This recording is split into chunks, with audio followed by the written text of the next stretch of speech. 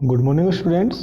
आज 26 नवंबर 2020 है और आज आपकी कक्षा 6 में बख्शिश संख्या 18 में विषय हिंदी का टर्न है। बच्चों, आज की विषय हिंदी की आज की वर्कशीट का टॉपिक है अक्षरों का महत्व। बच्चों, इस पाठ को हम पिछली 3 वर्कशीट से पढ़ते आए हैं और आज इसका भाग 4 है। तो बच्चों, आज हम अक्षरों के महत्व के जो हमारा पाठ है उसको आगे कंप्लीट करेंगे। तो देखते हैं आज की वर्कशीट संख्या 18, 26 नवंबर 2020, विषय हिंदी। तो देखिए बच्चों, ये आपकी आज की वर्कशीट है, वर्कशीट संख्या 18, अक्षरों का महत्व। सबसे पहला काम हमारा क्या होता है, हम यहाँ हमारा नाम लिखते हैं और यहाँ हमारे क्लास टीचर का नाम लिखते हैं। तो देखो, पिछले कार्यपत्रक में हमने पढ़ा कि लेखक गुणाकर मुली ने अक्षरों के इतिहास के बारे में बताया कि आदमी ने जब से लिखना शुरू किया तब से इतिहास आरंभ हुआ। यानी कि हमने ये जाना था, एक हमने टर्म शब्द आया था हमारा प्रागैतिहासिक काल, यानी कि जिस समय का हमारे पास में कोई लिखित प्रमाण मौजूद नहीं है उसे हम प्रागैतिहासिक काल कहते हैं। और जो लिखने का जो इतिहास है, सिलसिला है, वो 6000 वर्ष पूर्व प्रारंभ हुआ था। ये हमने पिछली वर्कशीट में सीखा था। आगे देखिए, किसी भी कौम या देश का इतिहास तब से शुरू होता है जब से आदमी के लिए लिखे हुए लेख मिलने लग जाते हैं। यानी कि इतिहास तभी से शुरू हुआ माना जाता है जब से आदमी ने लिखना शुरू किया था, क्योंकि लिखा हुआ ही हमारे पास में आज हम उससे जान सकते हैं कि उस समय की जो परिस्थितियाँ थी, संस्कृति थी और सभ्यता थी वो कैसी थी। ठीक है बच्चों, अब हमने पिछली वर्कशीटों में जो सीखा था उससे आगे हम बढ़ते हैं। अतः हम देखते हैं कि यदि आदमी अक्षरों की खोज नहीं करता तो आज हम इतिहास को नहीं जान पाते। यानी कि अगर आदमी अक्षरों की खोज नहीं करता तो हम क्या होता, हम इतिहास को नहीं जान पाते। क्यों? क्योंकि बहुत सारी किताबें लिखी गई हैं, बहुत सारे ग्रंथ लिखे गए हैं, बहुत सारे जितना भी साहित्य है, अगर अक्षरों का ज्ञान नहीं होता मनुष्य को तो वो सब नहीं लिख पाते। और अगर वो सब नहीं होते तो हम किस प्रकार से उस समय के बारे में जान पाते। हम ये नहीं जान पाते कि पिछले कुछ हजार सालों में आदमी किस प्रकार रहता था, क्या क्या सोचता था, कौन कौन राजा हुए इत्यादि। जैसे आप हमारा अतीत, आपकी जो सोशल साइंस की पुस्तक है, आप जब वो पढ़ते हैं तो तरह तरह की आपको पुरानी जानकारियाँ मिलती हैं। कल्पना कीजिए अगर आपके पास में उस समय अक्षरों का ज्ञान नहीं होता मनुष्य को, तो हम वो जानकारी आज हमें कैसे मिल पाती। अक्षरों की खोज मनुष्य की सबसे बड़ी खोज है। अक्षरों की खोज करने के बाद ही मनुष्य अपने विचारों को लिखकर रखने लगा। इस प्रकार एक पीढ़ी का ज्ञान इस्तेमाल दूसरी पीढ़ी करने लगी है। अक्षरों की खोज करने के बाद पिछली 6000 सालों में मानव जाति का तेजी से विकास हुआ। यह महत्व है अक्षरों का और उनसे बनी हुई लिपियों का। लिपि के बारे में मैंने आपको बताया था। लिपि क्या होता है? लिखने का तरीका। हर भाषा की अपनी एक लिपि होती है। यानी कि हम देखते हैं अलग अलग भाषाओं में अलग अलग अक्षरों को अलग अलग तरीके से लिखा जाता है, तो वो सब लिपि के कारण होता है। यानी कि हर भाषा की अपनी एक लिपि होती है। अतः हम सबको अक्षरों की कहानी मालूम होनी चाहिए। आज जिन अक्षरों को हम पढ़ते लिखते हैं वे कब बनाए गए, कहाँ बने और किसने बनाए, यह जानना जरूरी है भी। कुल मिला के बात यह है कि हमें अक्षरों के बारे में ये जानकारी होनी चाहिए कि अक्षरों का विकास कैसे हुआ, किसने किया। ठीक है, तो अब देखिए आज की वर्कशीट के हमारे कुछ प्रश्न हैं, उनको हम देखते हैं।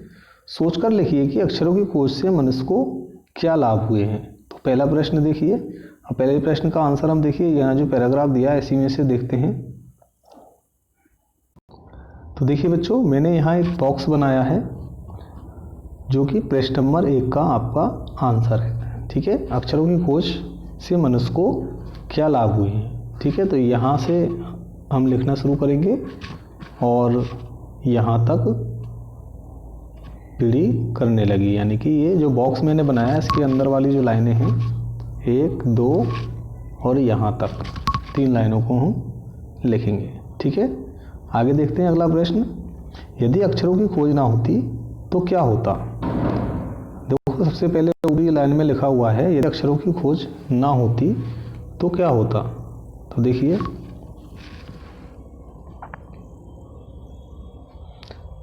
यदि अक्षरों की खोज नहीं करता तो आज हम इतिहास को नहीं जान पाते। ठीक है, हम ये नहीं जान पाते कि पिछले कुछ हजार सालों में आदमी किस प्रकार रहता था, क्या क्या सोचता था, कौन कौन राजा हुए इत्यादि। ठीक है, तो ये यहाँ से हम यदि से लगना स्टार्ट करेंगे और यहाँ तक इत्यादि तक। ये आपका प्रश्न नंबर 2 का आंसर है। ठीक है, चलिए आगे बढ़ते हैं।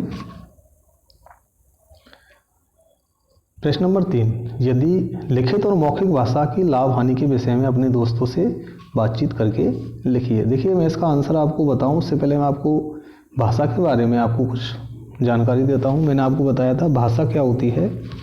भाषा का मतलब होता है अपने विचारों को व्यक्त करने का माध्यम। हम अपने विचारों को 2-3 तरह से व्यक्त कर सकते हैं।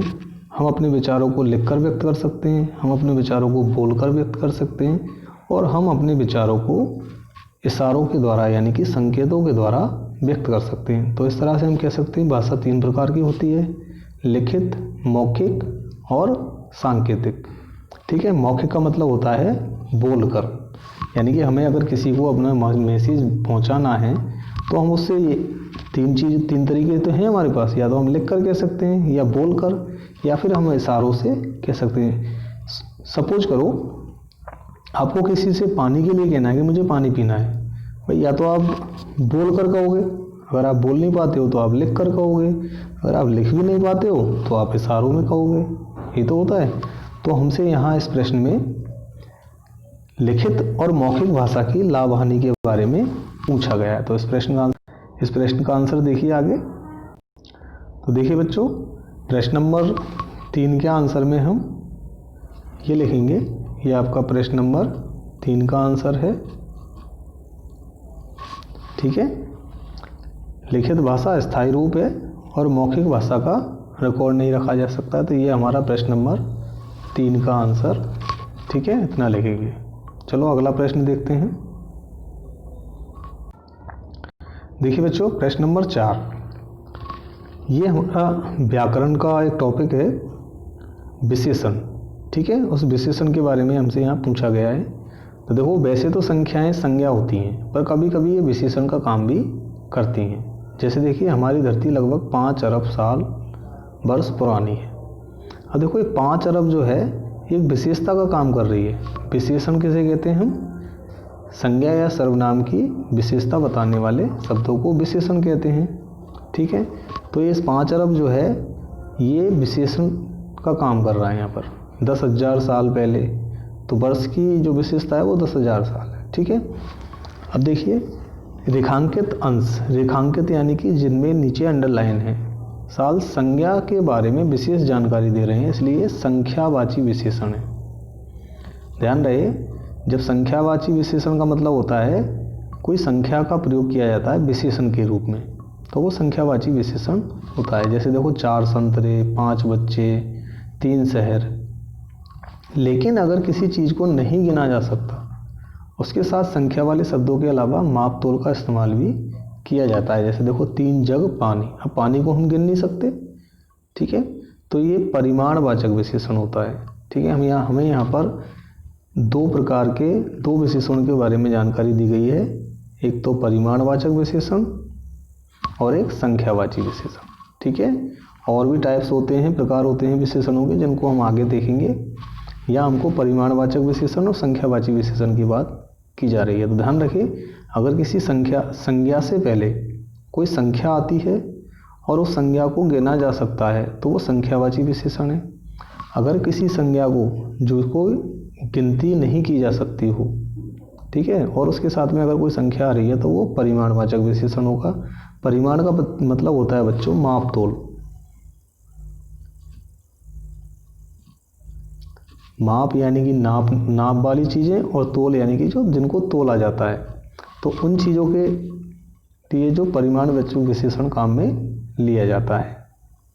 अब देखिए, यहाँ आपको नीचे जो प्रश्न दिया है, आपको करने का वाला जो प्रश्न है, आपको ये प्रश्न दिया गया है। ठीक है, आप इनको लिखेंगे अपनी नोटबुक में, और इनके आगे जो खाली स्थान दिए गए हैं उनको उन खाली स्थानों में इनमें से आपको लिखना है। ठीक है, अब देखो 3, अब खीर, अब खीर क्या होती है? क्या खीर मीटर होती है? 3 मीटर खीर होती है या 3 लीटर खीर होती है या 3 किलो खीर कहें हम? ऐसे थोड़ी बोलते हैं हम, या तो ये कहेंगे 3 कटोरी खीर। मान लो हम घर में खीर खाते हैं तो हम बोलते हैं कटोरी खीर, 3 कटोरी खीर। तो देखो यहाँ पर हम लिखेंगे कटोरी, पहले में लिखेंगे हम कटोरी। ठीक है, अब देखो दूसरा, देखो 2 खालिस्तान जमीन। अब देखो जमीन कितनी होती है? 2 किलो होती है कि जमीन? नहीं। 2 चम्मच होती है? नहीं। 2 एकड़ जमीन। ठीक है, तो दूसरे में हम लिखेंगे एकड़। अगर देखो 6 डॉट डॉट डॉट कपड़ा। अब देखो 6 चम्मच कपड़ा होता है कि हम कपड़ा लेने जाते हैं तो हम यूँ कहते हैं 6 चम्मच कपड़ा दे दो हमें, या 6 किलो कपड़ा दे दो, या 6 ट्रक कपड़ा दे दो, नहीं ना। तो हम क्या कहते हैं? हमें 6 मीटर कपड़ा चाहिए, यानी कि यहाँ आपका 6 मीटर आएगा। ठीक है, आगे देखिए 3 खालिस्तान रेत। रेत जो होती है हम मकान बनाने के लिए काम में लेते हैं, तो उसको किस में नापा जाता है? क्या चम्मच में नापा जाता है कि 3 चम्मच रेत या 3 लीटर रेत? नहीं ना, 3 ट्रक रेत। ठीक है, तो इस तरह से यहाँ पर हम इन खालिस्तानों में भरेंगे। मैं आपको शो करता हूँ इसका आंसर। ये देखिए, ये आपके सभी जो शब्द हैं खालिस्तान हैं, उनमें क्या क्या भरना है, यहाँ ये आपका आंसर मिल जाता है। ठीक है, तो आपको इनको भर देना है।